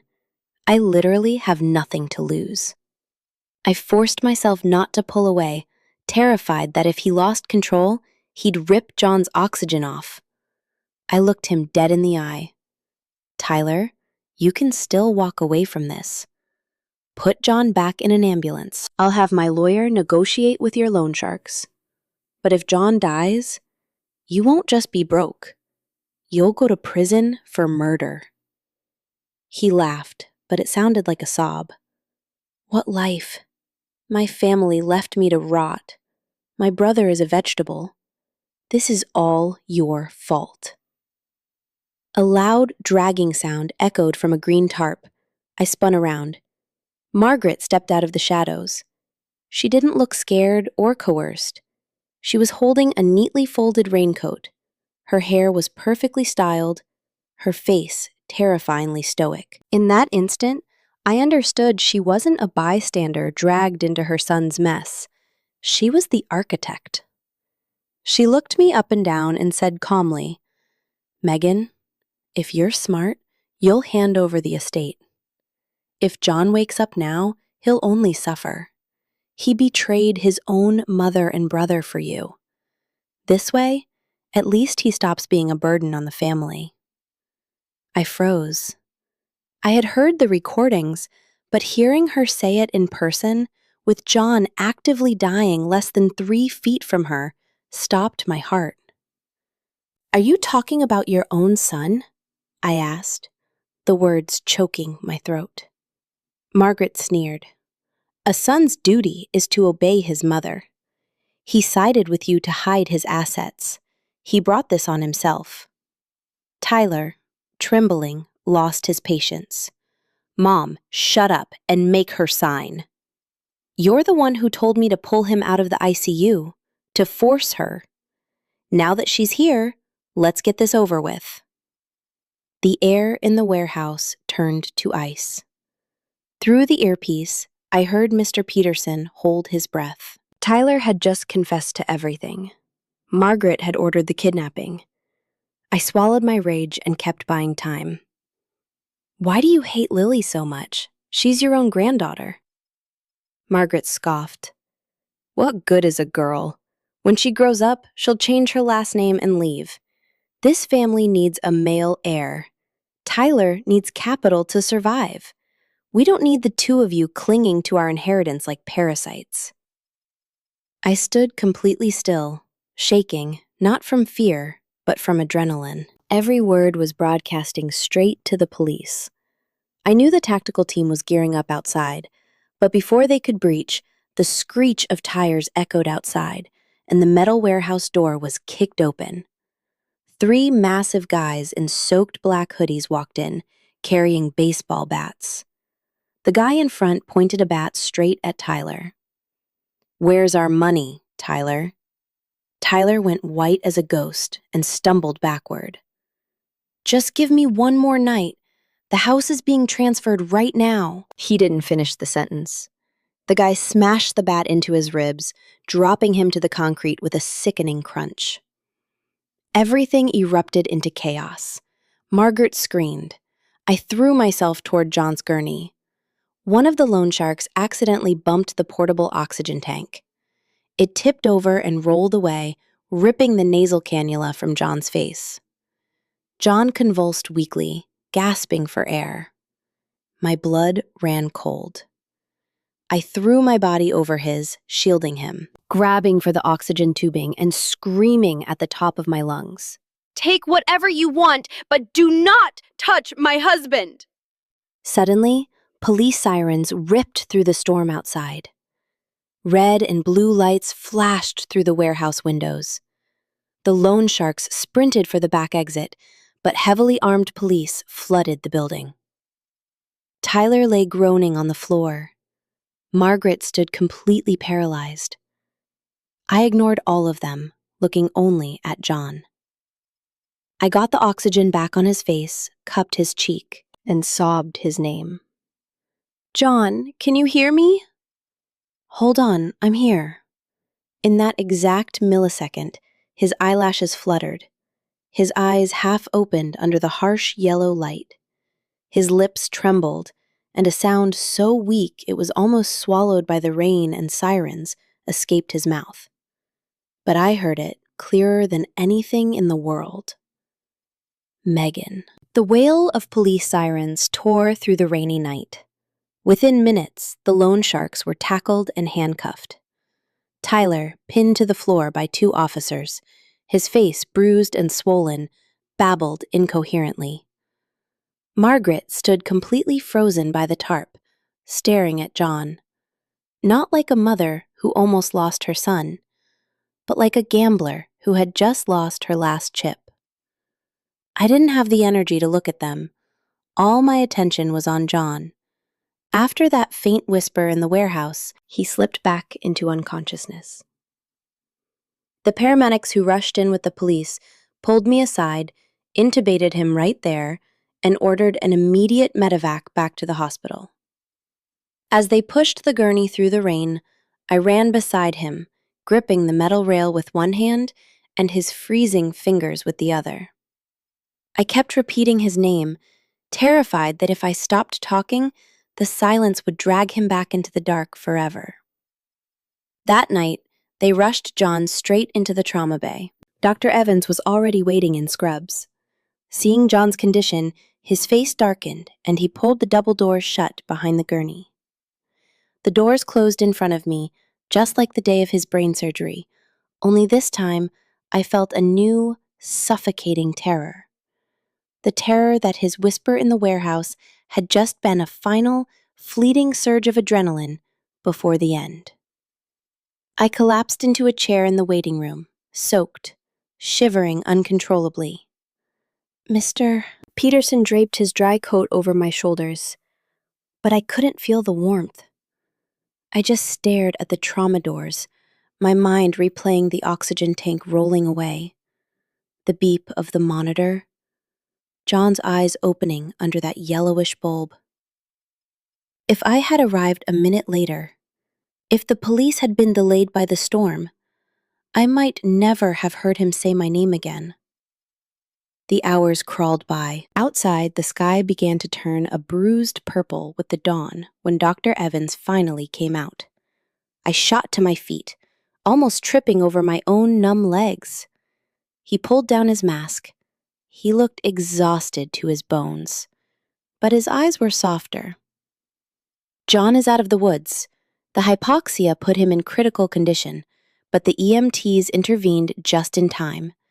His vitals are stabilizing, but most importantly, his brain scans show robust, organized neurological activity. I covered my face with both hands and broke down, not from weakness, but from the pure relief of finally being able to hold on to him.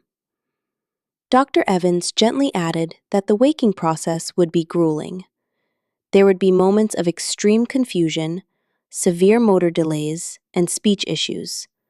But the fact that he was responding neurologically was nothing short of a miracle. I nodded frantically. As long as there's a chance, I can wait. On day 64, after his surgery, John finally truly woke up. It was mid-morning. I was sitting by his bed reading him a card Lily had made with her crooked crayons. Right as I read the line, "Dad, please come home so I don't have to sleep with your pillow anymore," his fingers moved. This time, it wasn't a reflex. He slowly opened his eyes, blinked at the acoustic ceiling tiles, and then turned his head very deliberately toward me. I held my breath. His lips parted, and a hoarse, raspy sound managed to escape. I burst into tears, leaning over the bed and grabbing both his hands. "I'm here, John. I'm here. You woke up. You came back to us." He looked at me for a long time. His eyes, though clouded by trauma and medication, were unmistakably the eyes of the man I had married. He could barely move or speak, but his memory was completely intact. Trembling, I gave him the most important updates. I started with the house. I told him I had kept my promise that I had legally transferred the deed to a trust managed by my mother before he went under and that the house was safe. Hearing that, his eyes filled with tears. He managed to lift a heavy finger to stroke my knuckles and said in a broken voice 2 words: "You did good." With just those words, the weeks of public humiliation, the fake CPS reports, the physical threats, it all evaporated. I rested my forehead against the mattress and cried like a child. The news that John had woken up sent shockwaves through the system. Due to the active investigation for kidnapping and extortion, Margaret was legally barred from coming within 500 feet of him. But under strict supervision by the DA's office, she was granted 1 supervised visit. The moment she walked in, she threw herself to her knees by his bed, sobbing hysterically.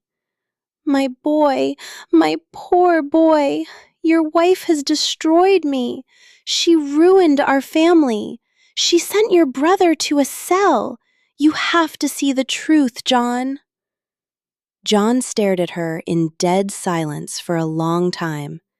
His gaze held no anger.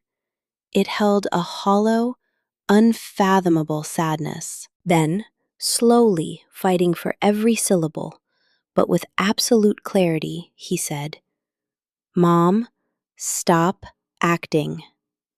I heard everything. The room fell dead silent. Margaret froze on her knees as if she had been shot.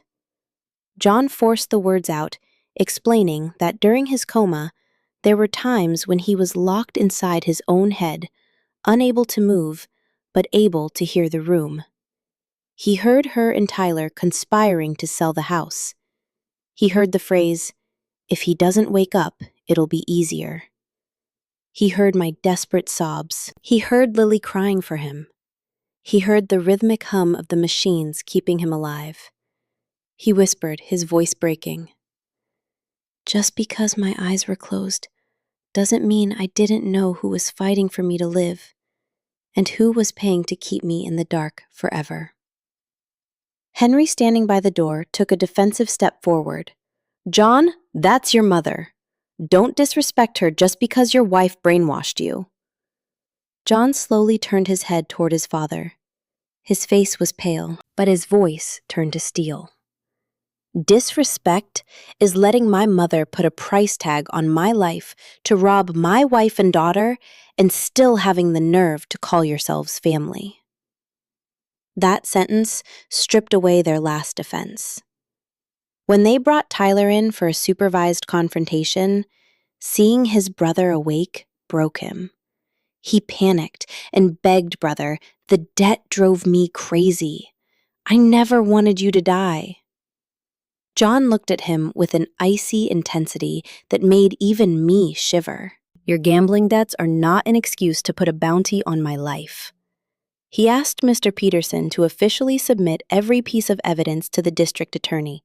The audio recordings, the hidden camera footage of the doctor being bribed, the medical records, and the notarized original trust documents. Hearing that Margaret collapsed on the floor crying, but John didn't flinch. He squeezed my hand, and in front of his parents, the lawyer and the police said, "From today on, Megan and Lily are my only family. As for the people who wanted me dead to carve up my assets, I'll send them exactly where they belong." 3 days later, when John was more stable, Mr. Peterson arranged a formal deposition in a hospital conference room. He said everything needed to be laid out clearly, with all the evidence on the table, to finalize the restraining orders and criminal charges. That morning, they wheeled John into the room. He was frail, but his eyes burned with fierce clarity. I stood right by his shoulder. Across the table were his parents, police detectives, hospital administrators, Dr. Evans, and the prosecutor. Margaret started crying the second she sat down. "I'm his mother. How could I hurt him?" It was Megan. She bought off the lawyer and the doctor. She turned my son against me to steal the house. Mr. Peterson stood up and meticulously presented the documents one by one. First, the original deed transfer with John's signature, backed by Dr. Evans's statement of competency, and the unedited video of John's voluntary declaration. When Margaret shrieked that he was drugged, Dr. Evans shut her down with the toxicology and clinical records. Next, Mr. Peterson played the audio from the warehouse. Margaret's voice rang out loudly. "If John wakes up now, he'll only suffer." The room fell into absolute silence. Henry's face turned gray. The distant relatives who had shown up to support them stared at their shoes. Margaret screamed that she had done it to protect the family legacy. John from his wheelchair cut her off. "No, Mom, you did it out of greed. Don't use our ancestors as a shield for your crimes." Margaret opened her mouth, but nothing came out. The evidence against Tyler and the payoff to the resident doctor were handed over to the police and the medical board. The resident had already been fired and stripped of his license. The evidence against Ashley, who had paid troll farms to defame me online, was also entered into the record. And finally, the fake CPS psychological report. The daycare director gave a sworn statement about the attempted kidnapping of Lily. My mother, Susan, stood up with a terrifying calm I rarely saw in her. She looked directly at Margaret. "I accepted the deed to that house not to steal it, but to build a fortress around my daughter and granddaughter to keep out monsters like you. If John hadn't seen you coming, would they have a home to return to today? You would have thrown them out on the street." Total silence. Tyler brought in handcuffs, dropped his head on the table, begging John to drop the charges. John looked at him with a mix of profound pain and absolute disillusionment, but no weakness. "There are lines that once crossed, can never be uncrossed. If I forgive you, I'm just inviting you to finish the job next time. You didn't just try to kill me. You tried to destroy my wife and daughter. Let the judge decide your fate." Tyler broke down sobbing. Margaret tried to lunge across the table at John, but two bailiffs physically restrained her and escorted her out. The meeting was over. Back in his hospital room, John held my hand, his eyes shining with tears that didn't fall. "I woke up too late. I left you alone in a war zone." I rested my forehead against his knuckles, crying quietly. "You woke up? That's the only thing that matters. For the rest of our lives, no one will ever tear us apart again." After that day, nothing was ever the same. But the suffocating weight finally lifted from my chest. The criminal justice system dealt with Margaret Tyler and their accomplices. For me, the only thing that mattered was walking beside John during his grueling rehabilitation. Every day was a battle.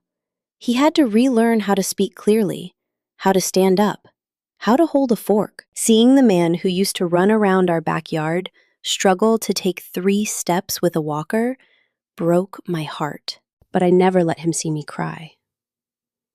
The house remained in my mother's trust for a while. It was John's decision. "I want you to be completely untouchable," he told me one night. "I used to think loving you was enough. Now I know that love without legal armor is just a vulnerability." He completely restructured his estate planning, creating living trusts and ironclad advance directives to protect Lily and me from any distant relative who might come out of the woodwork. Lily was his best medicine. Every afternoon she brought him a new drawing. He fought through the tremors in his vocal cords just to say, "That's beautiful, Lilybug," and she would light up with pride. I know John's soul was scarred. At the end of the day, it was his blood family, and there are betrayals that time can never fully heal. But what gave me the most peace wasn't keeping the $800,000 house. It was knowing that I had saved my home. My husband, who crawled back from the edge of death, and my daughter, who would never have to grow up believing she wasn't worth protecting. I thought that, after everything, I'd be consumed by hatred. But all I felt was a serene, untouchable clarity. One weekend in early fall, John was finally cleared to walk in the hospital's outdoor garden. He leaned heavily on a cane, and I held his other arm. His steps were slow, but he walked further than he had managed in months. Lily ran in circles around us, laughing and yelling, "Dad is winning the race!" He smiled, his first genuine weightless smile in a very long time. Lily ran up to him and hugged his knees. He leaned down, awkwardly stroked her hair, and whispered, "I'm so sorry I made you hear things a little girl should never hear." She looked up with pure innocence and said, "It's okay, Dad. You came back." I stood by his side, tears blurring my vision, feeling a profound peace I had never known. John turned to me. The golden afternoon light illuminated his sunken cheeks, making him look fragile and invincible at the same time. "The day I told you to put the house in your mother's name, I was only thinking about saving you two. I never imagined that you would be the one to save me." I shook my head and squeezed his hand tight. "I didn't do it alone. We saved each other. You woke up, and that's the only thing that matters." I finally understood that our nightmare had ripped the masks off many horrific truths. There are people who share your DNA, but only stick around waiting for you to bleed so they can feast. And there are people who stand quietly in the dark, holding up the roof when the hurricane hits. That suburban house was no longer just a property. It became the battle line drawn between love and greed, between human dignity and parasitic entitlement. I don't regret trusting his family in the beginning. When you marry someone, you hope for the best. I just know that from this day forward, I will never again allow anyone under the guise of family respect, or tradition to step on my territory or threaten my daughter. John's 64 days in a coma were my own personal descent into hell, but I walked out of the fire with a husband who opened his eyes, a daughter who was safe, and the lesson etched into my bones. Sometimes, a person falling asleep is exactly what it takes to force a whole family to show who they really are.